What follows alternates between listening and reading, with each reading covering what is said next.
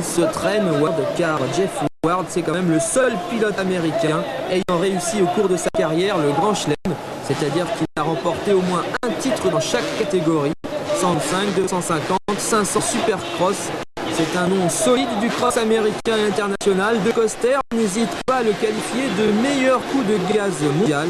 Ward, le pilote constant régulier, une valeur sûre qui pourtant n'a pas encore réussi à développer sa meilleure trajectoire.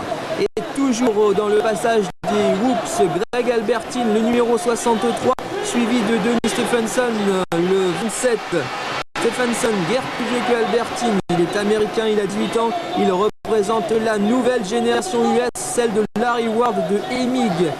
Un grand gabarit tout frais moulu du Nebraska, c'est sa première saison européenne. Et Ward s'est éveillé, ou plutôt en vue routier, il a mieux dosé son rythme, il a passé Glover, puis il a attaqué Stephenson, il l'a débordé. Une fantastique remontée lorsque l'on sait qu'en super c'est chaque centimètre qui est rire, c'est une difficulté énorme. Il faut ruser sur la trajectoire ou donner un film gaz super en restriction de boss ou dans les whoops qui fera la différence. Premier Albertine, deuxième Ward, troisième Stephenson dans cette deuxième demi-finale Supercross de Genève.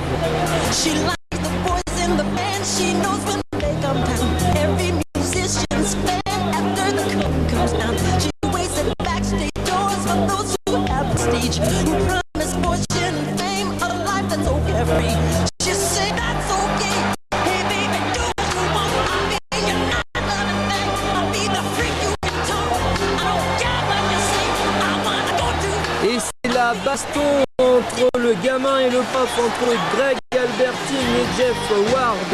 Jeff, à quelques tours de la fin, affronte Greg.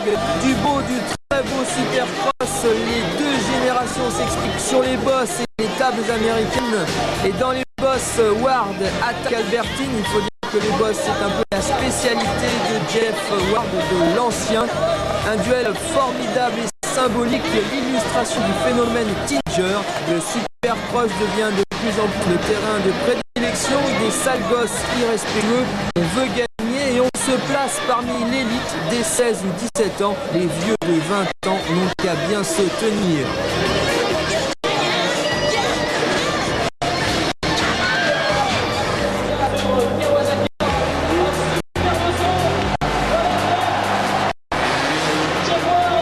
Voilà, l'américain Jeff Ward remporte cette deuxième demi-finale, deuxième Greg Albertine et troisième Denis Stephenson.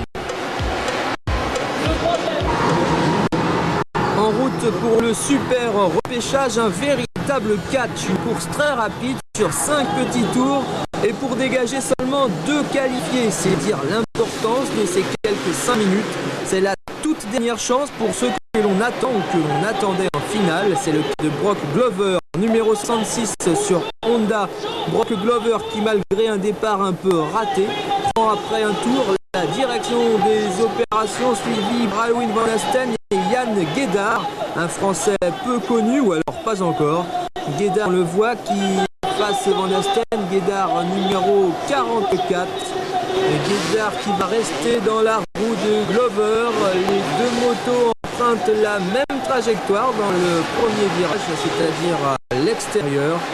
Guédard dans les whoops également, qui va paraître relativement à l'aise et sage sur le pont. Glover, Guédard, Conus, le Suisse, le numéro 16, qui bénéficie d'une éternelle bronca. Van Asten, Dugmore qui suivent. Brock Glover maintient sa première position.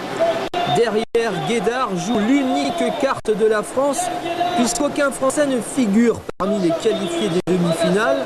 Jean-Charles Tonus, lui, s'accroche à sa mission, et pas la moindre, il lui fait être l'ambassadeur des quelques 15 000 spectateurs qui lui font bien comprendre.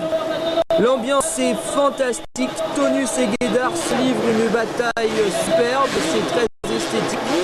Car je vous le rappelle, il n'y aura que les deux premiers à l'arrivée qui seront qualifiés pour la finale.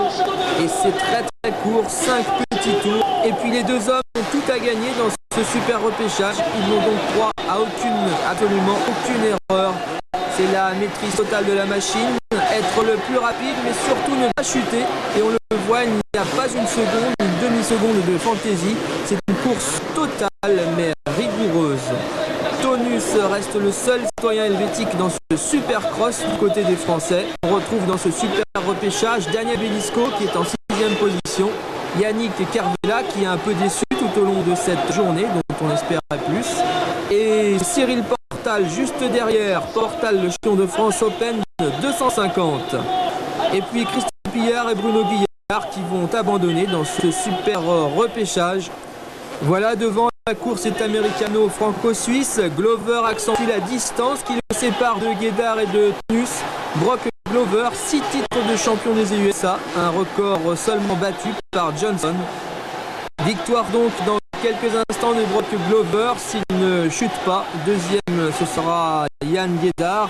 Et puis la surprise, eh bien, le promoteur, l'organisateur va qualifier Jean-Charles Tonus, le seul représentant des autres, le seul Suisse encore en course.